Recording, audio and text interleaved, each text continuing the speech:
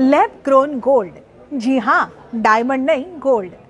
Lab grown ડાયમંડને મળેલી સફળતા બાદ વૈજ્ઞાનિકો લેબ ગ્રોન ગોલ્ડ પણ બનાવવાની કોશિશ કરી રહ્યા છે. તો તમને સવાલ એ થશે કે લેબની અંદર લેબ ગ્રોન સોનું કઈ રીતે બનશે? તો એનો જવાબ એ છે કે સોનું એક કેમિકલ એલિમેન્ટ હોય છે જેના એટોમિક ન્યુક્લિયસમાં 79 પ્રોટોન હોય છે અને પારાની અંદર 80 પ્રોટોન હોય છે, તો પ્લેટિનમની અંદર 78 પ્રોટોન. તો જો આપણે પારાના 80 પ્રોટોનમાંથી એક ઓછો કરી શકીએ અથવા પ્લેટિનમના 78 પ્રોટોનમાં એક પ્રોટોનને જોડી શકીએ તો સોનું બની શકે છે.